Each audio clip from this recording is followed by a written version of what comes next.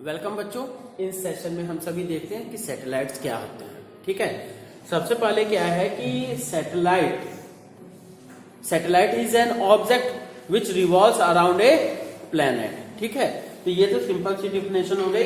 क्या है कि satellite it is an object which revolve around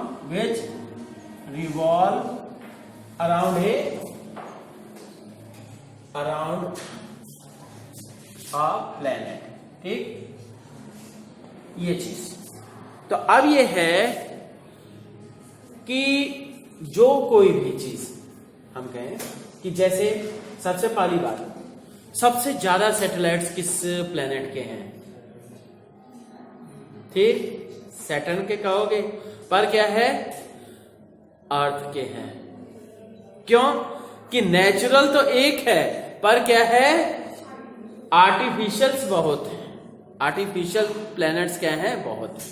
तो ये क्या है, सैटेलाइट्स दो टाइप के हैं, पहला नेचुरल और दूसरा आर्टिफिशियल।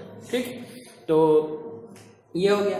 तो अब ये इसमें देखते हैं कि सैटेलाइट का लॉन्चिंग का प्रिंसिपल क्या है। ठीक, अब मान लीजिए जी ये अर्थ हो गई।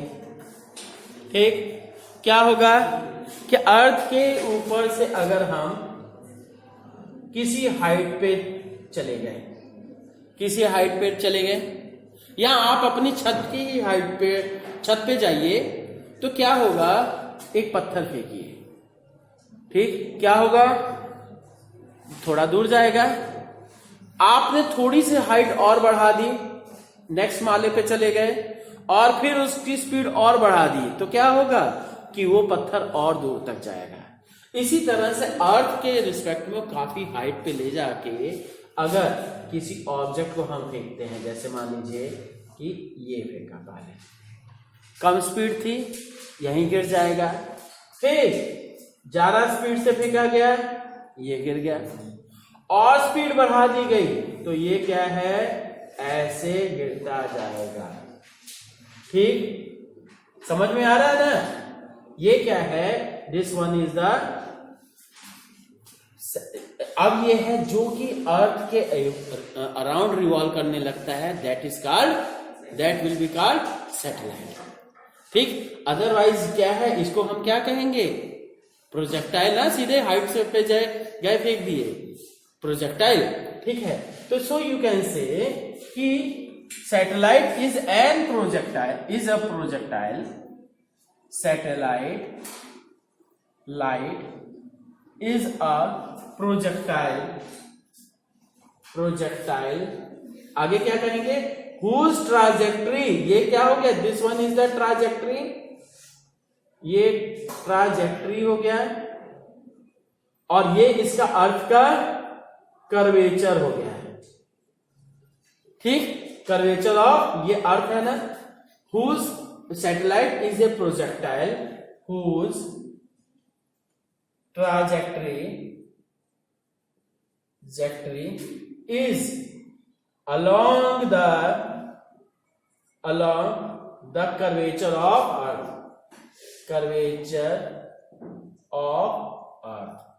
अर्थ के कर्वेचर के अलॉन्ग है।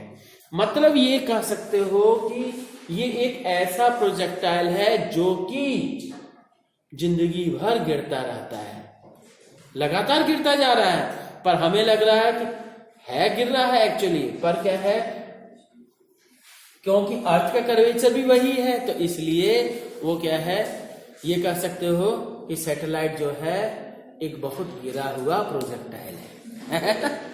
ठीक है, अब देखते हैं बच्चों कि ये सैटेलाइट को रिवॉल्व करने के लिए एक मिनिमम स्पीड चाहिए ऑर्बिट में। ठीक है, तो अब क्या है, that minimum speed in an orbit is called orbital velocity. अब बच्चों एक चीज आप जान लीजिए कि जैसे अर्थ से क्या है, कोई भी सैटेलाइट क्या है, रॉकेट से लॉन्च किया जाता है, रॉकेट से जाएगा ऊपर की तरफ। ठीक है, जैसे ये अर्थ है तो अर्थ से जाएगा तो ऊपर की तरफ। ठीक है, ये ऊपर की तरफ गया, पर ऊपर एक स्पेसिफिक हाइट पे जाके ये फिर क्या है, अपने अपने पार्ट छोड़ता जाता है, जो जो वेस्ट हो गया छोड़ता जाएगा, और फिर इसके बाद हॉरिजॉन्टल वेलोसिटी दे दी जाती है। ठीक है, सिंपल सी बात है। इधर धुआं निकलेगा तो ऊपर जाएगा, इधर अगर रॉकेट दगेगा तो क्या है, अपोजिट साइड में जाएगा, है ना। तो ये चीज, तो मतलब क्या है, इसको हॉरिजॉन्टल वेलोसिटी मिल जाती है, जिसके कारण से ये लगातार अर्थ के अराउंड घूमता रहता है। ठीक, अब देखते हैं जी ऑर्बिटल वेलोसिटी क्या है। ऑर्बिटल वेलोसिटी क्या है?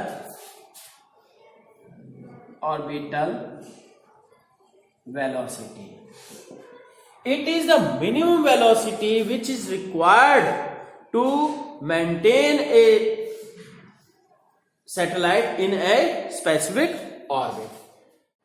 अब देखते हैं बच्चों कि सैटेलाइट को किसी स्पेसिफिक ऑर्बिट में मेंटेन करने के लिए एक मिनिमम स्पीड चाहिए। दैट स्पीड और velocity is called orbital velocity. ठीक है, तो ऑर्बिटल वेलोसिटी क्या लिखेंगे जी? It is the minimum speed, it is the minimum speed, यहाँ कहिए velocity, speed required by a satellite, required by a satellite to orbit,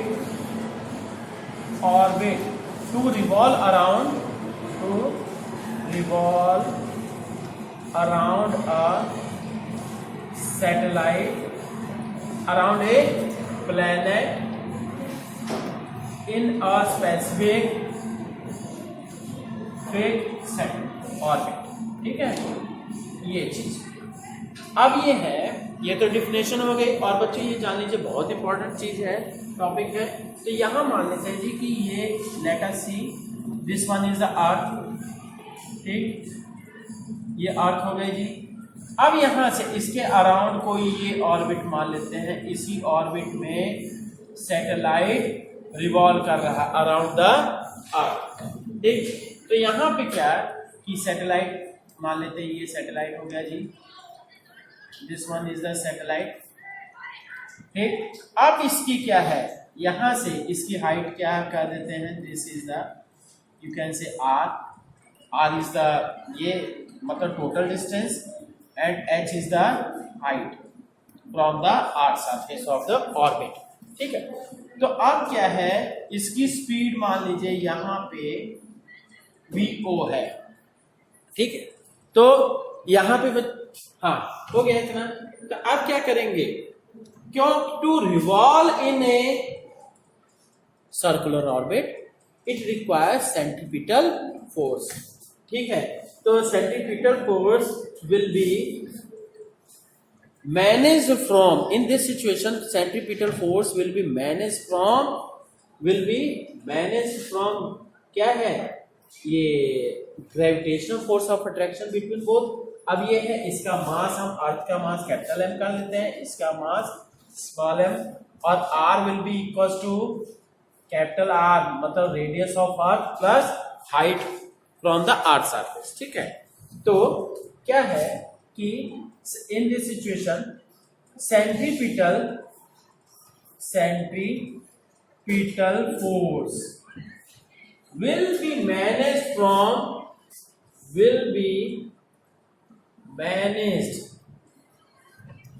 from gravitational force of attraction, gravitational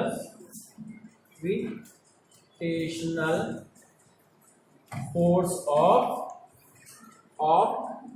attraction। किसके किसके बीच gravitational force of attraction होगा, अर्थ और satellite के बीच। Clear, तो अब क्या है, क्या कर देंगे, f c equal to f g. F c stands for centripetal force, f g stands for gravitational force. तो ये क्या है, सेंट्रीपिटल फोर्स मतलब जो ऐसा फोर्स जो कि टुवर्ड उसके सर्कुलर पाथ को मेंटेन करता है। ठीक है, तो ये हो गया। अब क्या करेंगे, ये हो गया जी। ठीक, तो नेक्स्ट है कि अब सेंट्रीपिटल फोर्स का formula m v square by r, इसके लिए v यहाँ पे vo होगा। इसी तरह से f g के स्थान पे तो g m by r square. अब क्या करेंगे कि ये हो गया, अब यहां से क्या है m v o square equal to g m, तो यहां से v o will be equal to g M by r का आएगा। क्लियर? ये तो बच्चों क्या हो गया बेसिक फॉर्मूला ऑर्बिटल वेलोसिटी के लिए। क्लियर? अब क्या है, क्योंकि जी एम इक्वल और small since you know G M by R square equal to G होता है स्मॉल जी, तो इसलिए हम कह सकते हैं कि जी एम के इसका मतलब g M equal to g r square, so you can say v o equal to under root g r square by r. Also ये क्या होगा जी आर इक्वल टू, अच्छा यहीं पे क्योंकि पहले ले चुके हैं तो r के स्थान पे r प्लस h कर दिया गया, ये फॉर्मूला है। ठीक, दिस इज इक्वेशन नंबर। अब इसमें एक कंडीशन और, if the satellite is very close to the earth surface, ठीक है, if satellite is very close to earth surface, ठीक, if satellite is very close to earth surface, ठीक, तब क्या हो जाएगा h will be very very small in comparison to r, so h will be neglected in this situation,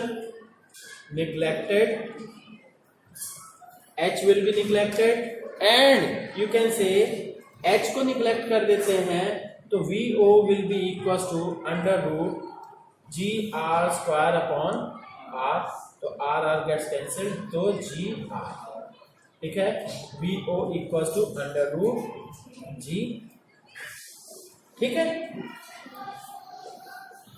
हाँ बच्चों देख लीजिए, स्क्रीनशॉट ले लीजिए।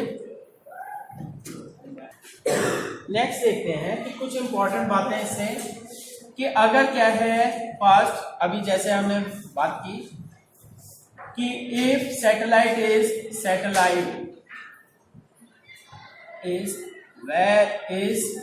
Very close to earth surface, तब क्या हो जाएगा, जैसे हमने निकाला vo equal to under root g r, यहाँ पे सारी वैल्यू पुट करेंगे, you will get 7.92 kilometre per second. Is that clear? 7.92 kilometre per second. इसके बाद क्या है कि सेकेंड पॉइंट कि vo की value, since you know vo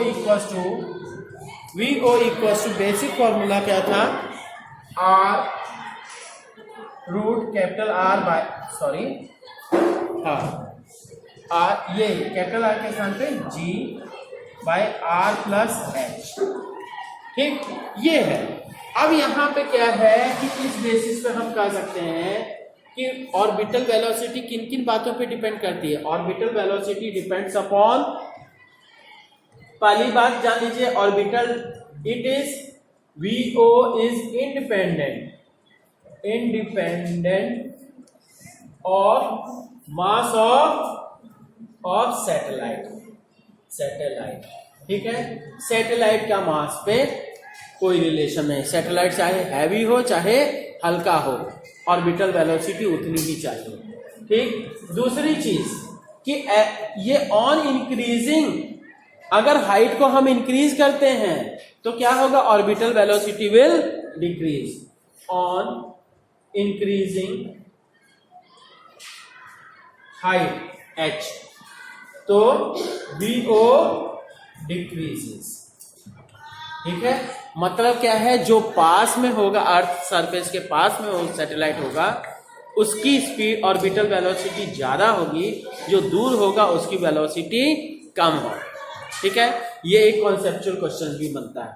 अब ये डिपेंड किस पे करता है, ऑर्बिटल वेलोसिटी, क्योंकि स्मॉल जी जो है प्लेनेट का से प्लेनेट टू प्लेनेट चेंज करेगा, तो इसलिए क्या है, orbital velocity depends upon the mass of the planet, ठीक है, डिपेंड्स